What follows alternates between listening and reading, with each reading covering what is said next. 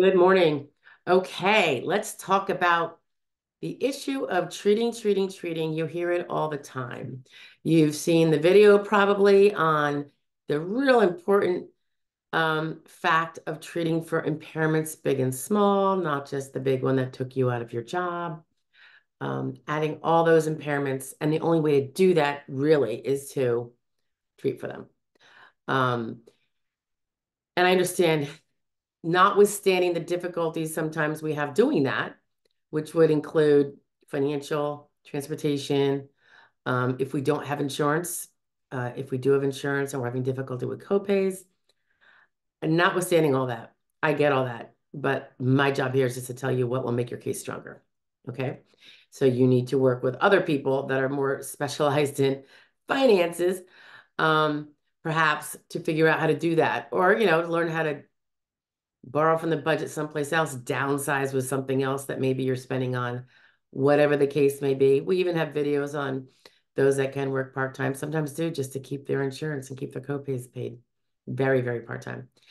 Anyway, this particular share concerns the very, very important factor of when we say treating, we mean now.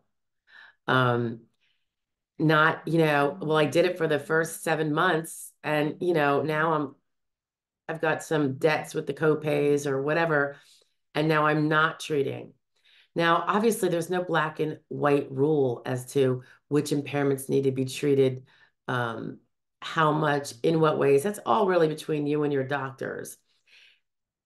It's not unusual when someone, without really telling me they're doing this until I find out, um, stops treating for something that's really majorly important. And they do so because there's nothing that can be done to cure it. Now, or because there's various reasons, but that's one of them. Sometimes it's lack of insurance and finances. Sometimes it's, well, why should I? Because they can't fix it. That last one, not really such a good one. You still want to have follow-up to show that it still bothers you, because the general presumption is, and there's no way around this, is that if you stop even addressing it, even just going to your primary care, which is the lowest end of medical record, really, for something that would otherwise be treated by a specialist. If you're not doing that, then what's to say it's still bothering you? You know, yeah, you might have a bad back, but if you're not complaining about it anymore, then clearly it doesn't seem to be as bad as it was, from the objective evidence. And whether you go for treatment or not is itself an objective fact. You either did or you didn't. And when we don't, it is going to be read into unless we have firm proof of some reason why it shouldn't be. So yeah, most people will say, well, I didn't have, I was running out of money for copays, blah, blah, blah. I get it, but that's not necessarily going to help. So to the extent you can, you have to try to at least try to get there every few months, right? Um, you don't want to go from an initial where you're denied, and then when you're appealing on recon, you're basically saying you're not ever showing that when they say on reconsideration appeal, list of doctors that you have seen since you applied, and you're not putting down the doctor for that biggest problem that you mentioned. That means you haven't been to that doctor in like 7, 8 months. Like, boom, bingo, it looks like that whole issue is resolved. So you have to things need to be relatively current, okay, and ongoing. Because, yeah, you showed that you had a bad limb several months ago, a year ago, last time you went to the doctor. And today, there is no evidence that you have a bad limb because you have not been back, even if you were going for, 2 years straight. So whether you may be reducing the frequency because it is more palliative or just monitoring, but I want to emphasize the importance of monitoring medical records, ones that show that this issue still exists. You still complain to the same extent you did before. If it's worse, you're complaining more, and emphasizing how it's gotten worse. It is so, so important, because, you're going on it's an ongoing trip here, this whole claim. And how are you going to differentiate a problem that you're no longer treating for with a problem that is resolved? It looks exactly the same. No more treatment, right? No more treatment for resolved issues. So the ones that you still have that you're not even following up on, you're not going to your primary care and saying, I just want to have take a look at my foot. There's nothing. I understand the surgeon couldn't do anything more, but can you look at it and see if it looks like it's gotten worse because it feels worse? Whatever it is. It could be the back, the foot, the leg, the arm, the neck, whatever. Um, and do try to do your best to be able to go back to a specialist. There's no black or white line of how often, but if you haven't been in a year, I think that's going to be a problem. I do.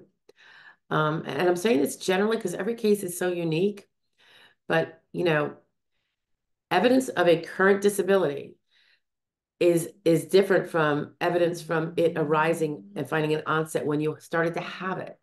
So like, if they say, well, when I started, I had this. Yeah, that's then. All right. And let's say that was enough to establish an onset date.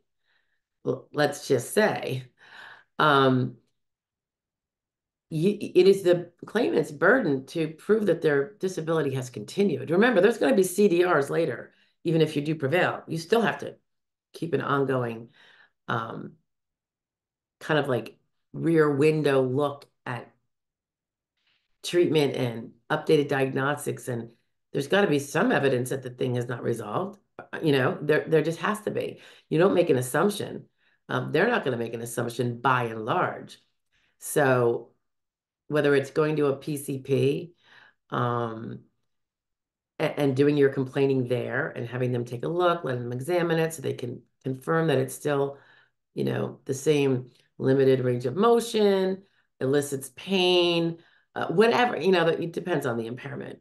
But stopping altogether because you did it for a while and therefore you don't feel you need to do it anymore, or because you're I shouldn't say letting, I know finances are the biggest impediment of all, but you have to figure out a way around that. If you have insurance through a spouse and there are copays, sometimes we have to cut down our budget someplace else. It's only temporary to get you through so you can gather the evidence you need for your case, because then your financial situation is going to be vastly improved and you can worry about that debt a little bit then. But deciding not to get treatment or follow up is going to be really, really detrimental to a claim oftentimes. So you cannot stop. You might have slowed down, you might miss a few, but you are always going to make it very clear. If it's a financial thing, every time you're messaging and you're calling and you're telling your doctor when you finally do see him that you had no money for the copay. You need to scream it from the rafters to your providers so that it shows up in the medical records. And if you have a case going on, maybe shoot your adjudicator a note saying, I'm not able to go to this appointment because I do not have the copay. Why not? If you have a representative, obviously let them do that for you. You tell them and they can handle it accordingly. But you have to make best efforts here. You can't just shut up and become quiet about it and not have the evidence, because there is no then indication that the impairment continues. Okay. Or the symptoms from the impairment. I mean, there's obvious impairments that are always going to be there. If you had a maimed body part, it is always going to be post-maiming. But the pain or the limitation or the inability to use it is not necessarily going to be there unless you make it clear. And that is through medical evidence, not through you saying it. They do not take your word for a continuing diagnosis. Okay.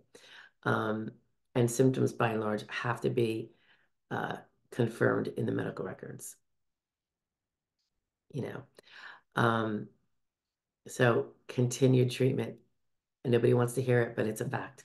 So try to take that the way you must. And like I said, I know plenty of people that earn $300, $400, $500 a month at a very sedate, easy job that's a fifth grader could do for the sole purpose, at very limited hours, for the sole purpose of being able to afford the medical treatment. It'll pay for their copays if they have health insurance through whether it's ACA or a spouse's insurance. If they have Medicaid, of course, there is no generally, I think, co-pays, which is great. Not everybody has that. And of course, there's other downfalls like the ability to get the treatment is very thinly stretched, given the excessive amount of people that have been put on Medicaid that may have other resources. But that is what it is. You have to always be pursuing. You can't be sitting back and just giving up and hoping for a win that way because there's a very large chance that that's not going to happen if you're not doing your part. Okay. Um, Speak to your medical providers. Maybe they have ideas about that. Maybe there are sliding scale places. I know that's not always so helpful when it comes to specialists, but you have to just start digging. You can't just sit back and expect miracles to happen when you're not birthing the evidence to show that it is continued. And again, it might be less frequent visits once you've got that really ironclad stuff behind you, but it's going to have to be something because otherwise there's nothing. Okay. And we don't want that to happen. All right. Ciao for now. Bye.